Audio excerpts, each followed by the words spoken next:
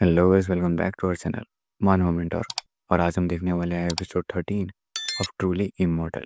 सो बिना किसी भी देरी के लेट्स गो। तो चैप्टर की शुरुआत में हम ये देख सकते हैं कि जो फेफे है उसे वो घोस्ट डॉक्टर पकड़ लेती है और उसे मारने के लिए जाती है। फेफे बहुत ही ज़्यादा रो रही होती है, वो चिल्ला रही होती है कि प्लीज़ मुझे मरना नहीं है, मुझे बचा लो। एंड उसी दौरान वो जो घोस्ट डॉक्टर होती है वो अपने सर्जिकल नाइफ से उसे मारने लगती है। फिर जाओ बोलता है कि फेफे फेफे मारी जा चुकी है। एंड जो घोस्ट डॉक्टर है वो उसे मरने के बाद भी नहीं छोड़ती है। वो बहुत ही ज़्यादा प्रिसाइसली और एक इनह्यूमन वे में उसे और ज़्यादा बेरहमी से मारने लगती है। तभी जो फांगशे है वो ये सोचता है कि ये जो फीमेल घोस्ट है, यानी कि ये जो फीमेल डॉक्टर घोस्ट है, वो एक सर्जिकल नाइफ लेके रखती है, यानी कि वो डिसमेम्बरिंग करती है बहुत ही ज़्यादा प्रिसाइज और स्किल टेक्निक से।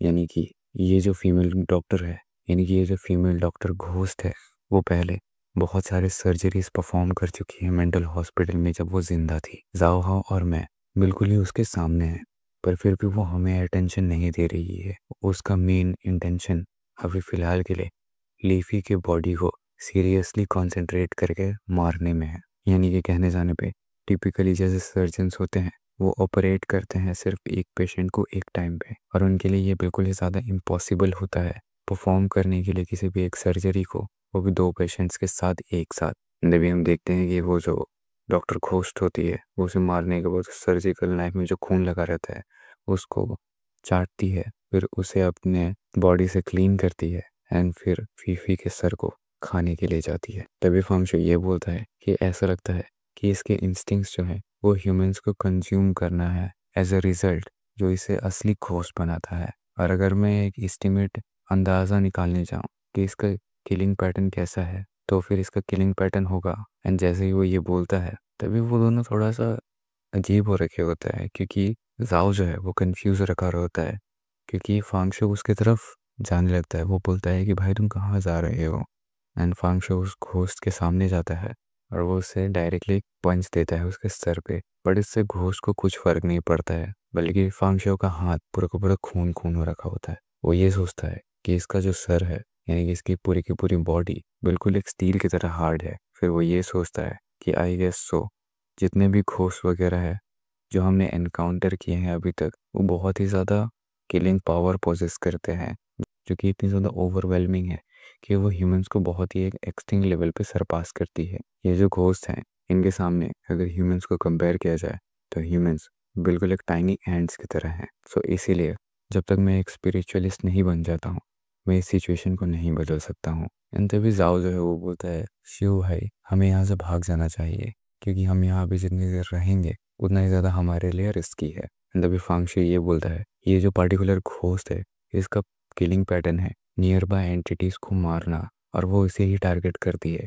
जो उसके बिल्कुल सामने रहेगा। और ये ऐसा नहीं है कि ये दो तीन लोगों को एक साथ मारेगी, ये बस एक एक करके एक इंसान को मारती है। और इसका जो टेक्निक है वो डिसमेंबर करना है अपने सर्जिकल नाइफ से, ताकि ये उसे खा सके फिर। यानी कि अगर मैं अलग शब्दों में कहने जाऊँ तो ये जब खा रही है तो यही हमारा सेफेस्ट टाइम है इसके पास में रहने का। तभी साहब बोलता है कि इसका तो खाना ऑलमोस्ट ख़त्म ही हो गया है, हमें तो चलना चाहिए यहाँ पे। तभी फांगशे उसकी तरफ देखता है और बोलता है लिफिफे देखने में बहुत ही ज़्यादा स्लिम है, पर उसके पास बहुत ही ज़्यादा फ्लैश है कुछ पार्टिकुलर एरियाज़ में जो कि काउंट होते हैं। तो अगर उसके फ्लैश को हम लोग एक एस्टिमेट वैल्यू निकालने जाए तो वो 3 मिनट या फिर 3 मिनट से ज़्यादा देर तक टिकेगा। तो हमें किसी भी चीज़ को, तो हमें किसी भी तरह से हड़बड़ाने की कोई ज़रूरत नहीं। अंदर भी जाओ जो है वो अपना मुंह बंद करके बोलता है क्या फ्लैश की क्वांटिटी, और उसे उल्टी आ जाती है। तो ये बहुत ही ज़्यादा एक घिन वाली बात होती है। तभी फंक्शे बोलता है कि वांगजुटन ने ये मेंशन किया था कि किसी भी इंसान को अगर स्पिरिचुअलिस्ट बनना है तो उसके लिए पावर ऑफ घोस्ट ज़रूरी है, ताकि वो जो घोस्ट है वो उसके सोल को इन्फेक्ट कर सके। और ये जो पूरा जो हॉन्टेड डोमेन है इसमें जो सबसे ज़्यादा घोस्टली कॉन्सेंट्रेटेड जगह है जहाँ पे घोस्टली पावर है वो बस वहीं पे मिलेगी जहाँ पे एक घोस्ट होगा। और घोस्ट के साथ फिजिकल कांटेक्ट करना ही सबसे आसान और सबसे जल्दी तरीका है इन्फेक्ट होने के लिए। एंड तभी वो उस फीमेल डॉक्टर के थाइस की तरफ देखता है एंड उसको टच करने के लिए जाता है। वो उस डॉक्टर घोस्ट के थाइस को टच करता है एंड तभी जो हमारा जो चैप्टर है वो ख़त्म हो जाता है। तो आपको जानना है कि आगे क्या होता है, तो जुड़े रहिए हमारे चैनल के साथ। इस चैनल को सब्सक्राइब करिएगा, कमेंट में लिखिएगा नेक्स्ट एपिसोड, ताकि हम जल्दी से जल्दी उस एपिसोड पे वर्क कर पाए और आपके लिए ला पाए। और हमें सजेस्ट करना नहीं भूलिएगा कि आपको कौन सा दूसरा मांगा या फिर मानवा देखना है। और तब तक के लिए बाय बाय।